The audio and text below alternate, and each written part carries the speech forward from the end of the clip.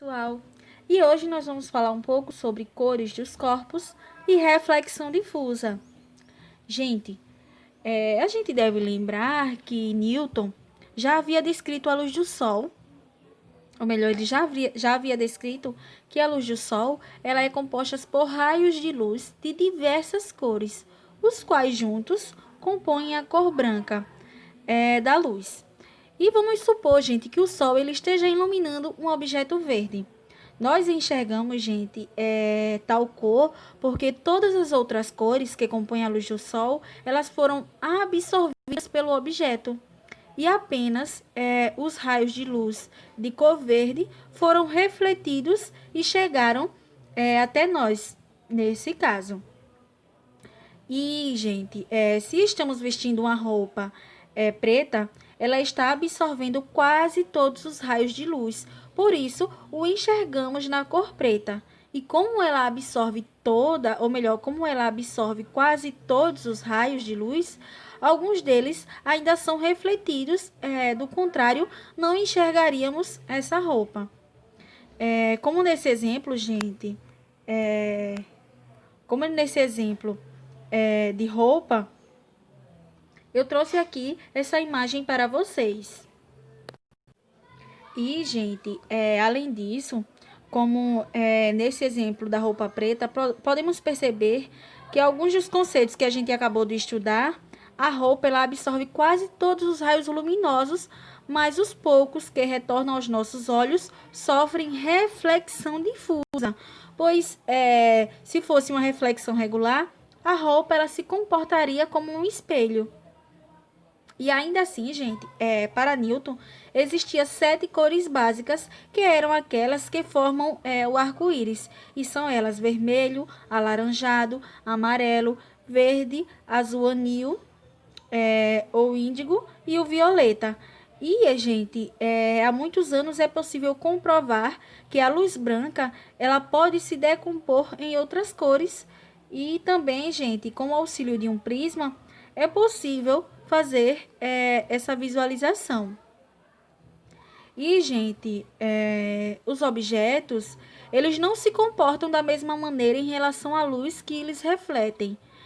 Isso porque, gente, um corpo é iluminado pela luz branca solar e reflete apenas a componente azul.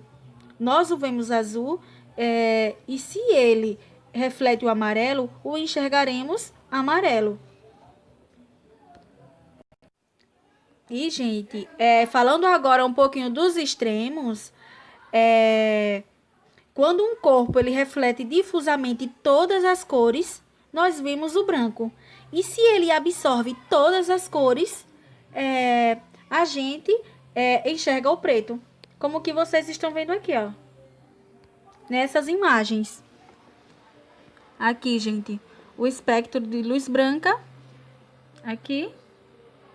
E aqui, o espectro de luz branca, gente, nessa aqui, ó. Nessa preta. O espectro de luz branca é quase totalmente absorvido. E a partir daí a gente vai ver essa camisa aí preta. E já aqui, gente, nessa vermelha, apenas a componente vermelha ela é refletida. E por isso que a gente vai enxergar ela vermelha. Então, gente, as cores dos corpos iluminados à nossa volta são diferentes em razão das cores de luz refletidas por esses corpos que são captadas por nossos olhos. E, gente, nossa percepção das cores ela está relacionada com a capacidade de nossos olhos em diferenciar os estímulos que as fontes de luz produzem. E também, gente, vale ressaltar que o olho humano ele tem células chamadas de cones que são responsáveis pelo reconhecimento das cores. E o ser humano em geral, gente, ele tem 3 tipos de cones e cada um deles responde a uma espécie de sensação visual da cor. Um responde ao estímulo referente à cor vermelha, outro ao verde, o terceiro ao estímulo azul. E dessa maneira podemos enxergar uma composição de cerca de 10.000 cores diferentes apenas com o estímulo desses 3 tipos de cones. Que interessante, né, gente? E agora a gente vai falar um pouquinho, gente, sobre os princípios da óptica geométrica. Que, gente, para enxergarmos um objeto, o importante são os componentes refletidos difusamente por ele. E vamos aprender sobre os princípios básicos da propagação de feixes de luz. E a propagação, a própria propagação que nós vamos falar é a propagação retilínea, a independência dos raios de luz e a reversibilidade. Então, gente, esse princípio da propagação retilínea, a gente viu que em meios homogêneos é o meio que apresenta as mesmas características em todos os pontos do seu volume. E esse princípio ele diz que a luz ela se propaga em linha reta nos meios homogêneos e transparentes. Já o princípio da independência dos raios de luz, ele diz que quando as lâmpadas de nossas casas estão acesas, as luzes, gente, de fontes luminosas diferentes, elas não interferem umas nas outras.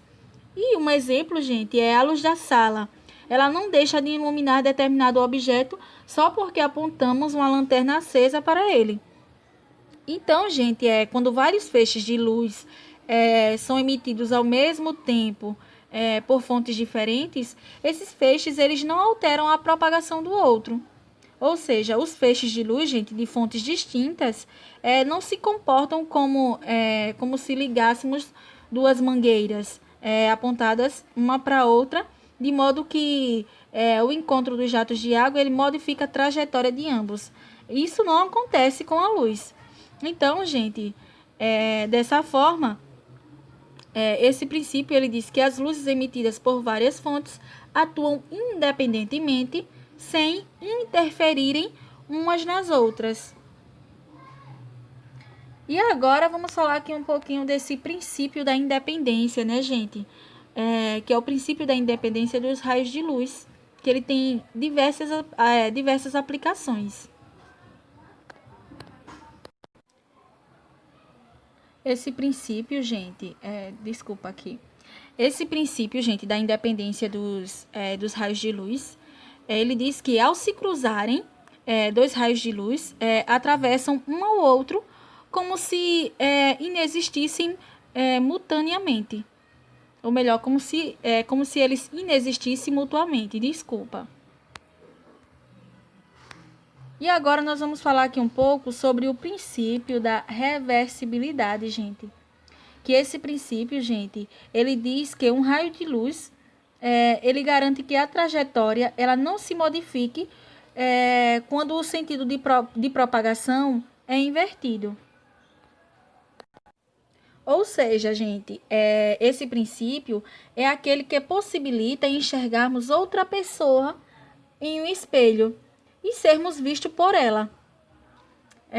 Ou seja, esse princípio, gente, ele torna possível que utilizemos espelhos retrovisores nos automóveis, como o que vocês estão vendo aqui, ó.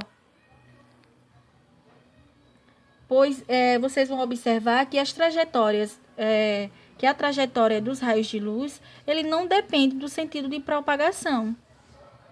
E esse é um exemplo desse princípio da reversibilidade.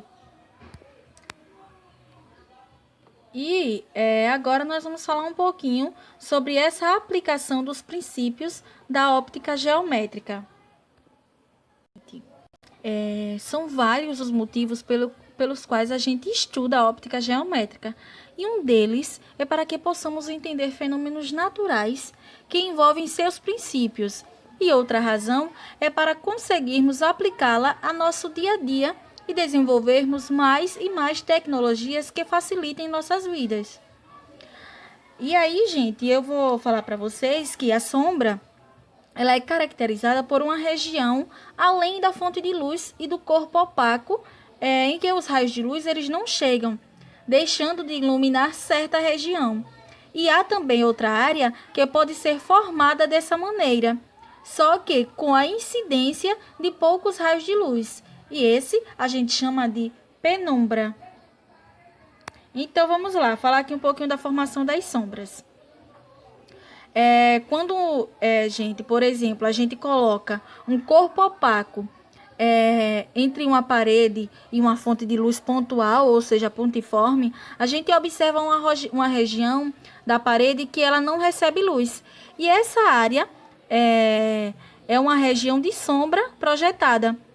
Porque, gente, atrás desse corpo formou-se uma região de sombra, ou seja, um cone de sombra, a qual também gera uma região de sombra própria, e é aquela que fica na parte de trás do corpo. E é isso que vocês estão visualizando aí na imagem. Aqui é a sombra própria, Aqui é o cone de sombra e aqui a sombra projetada.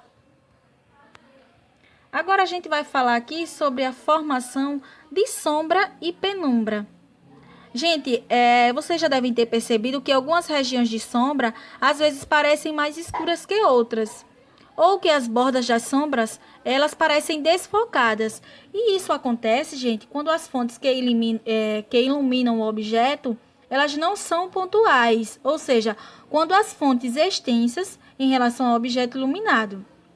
E assim, gente, uma parcela de luz emitida por essa fonte ela consegue chegar a uma parte da região de sombra.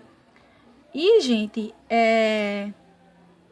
quando um corpo opaco é iluminado por uma fonte de luz extensa, formam-se duas regiões, a sombra e a penumbra. E aqui eu vou mostrar para vocês o exemplo, tá? Aqui, ó. A penumbra, aqui. E aqui, a sombra.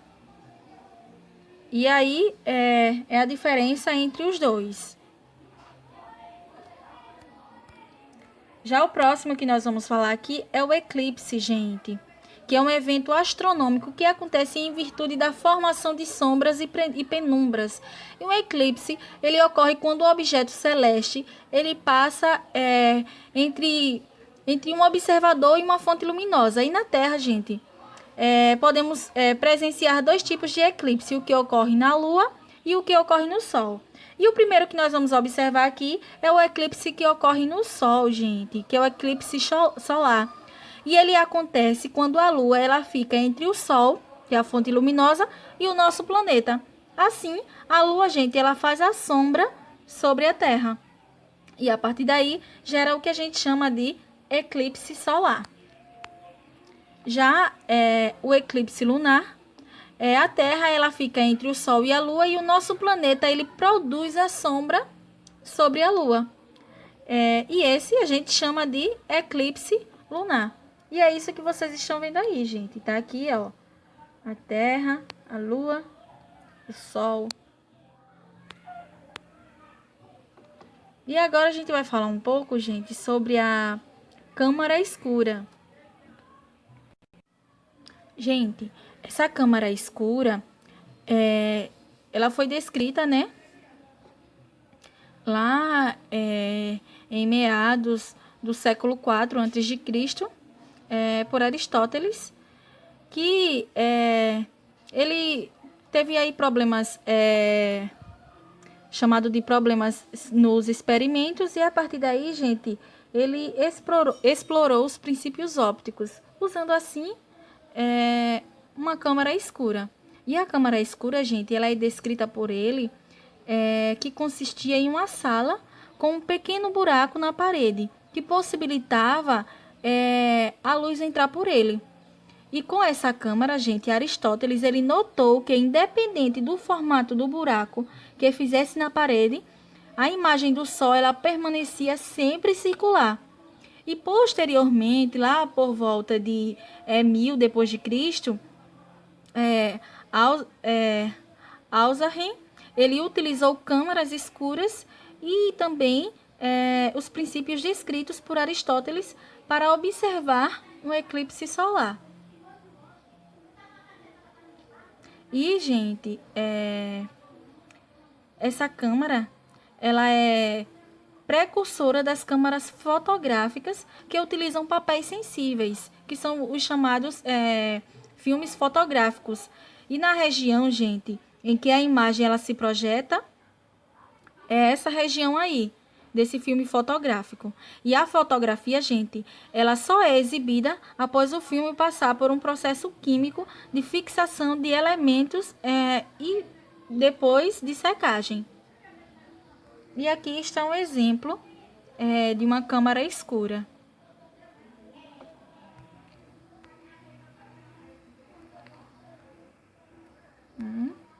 Também câmara escura. E aqui a reflexão da luz, né, gente? Que a reflexão da luz, gente, a gente pode enxergar as fontes de luz secundárias, porque elas refletem a luz que chega até elas. E agora a gente vai estudar um pouquinho as leis que regem essa reflexão e os processos pelos quais as imagens elas são formadas nos espelhos planos. E eu trouxe aqui essa imagem para a gente entender o que significa cada uma aqui dessas siglas. O R, gente, é o raio de luz incidente. Tá aqui. Deixa eu ir mostrando para vocês onde cada um se localiza.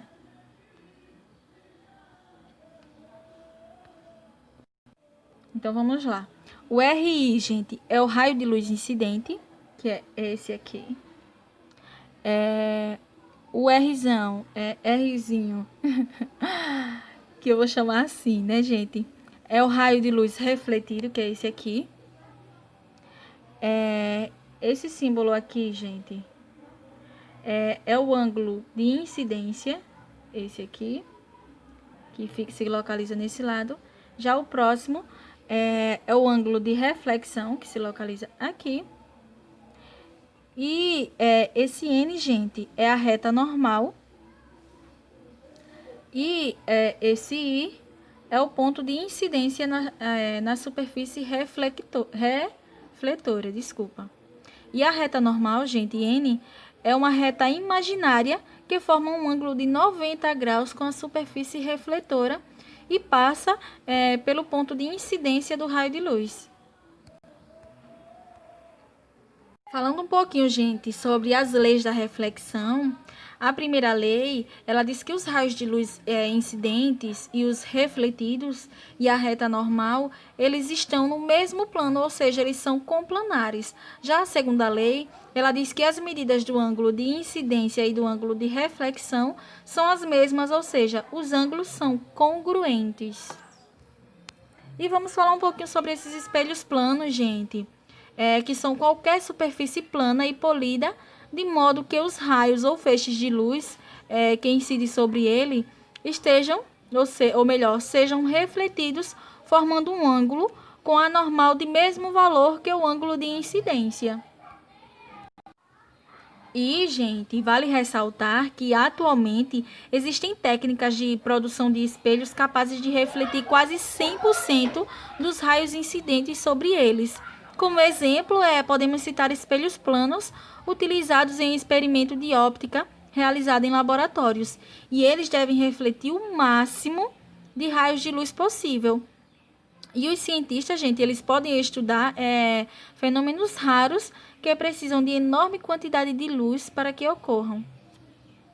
Então, para vocês verem, né, quanto é importante o desenvolvimento de novas técnicas. É isso, gente. Muito obrigada e até a próxima aula.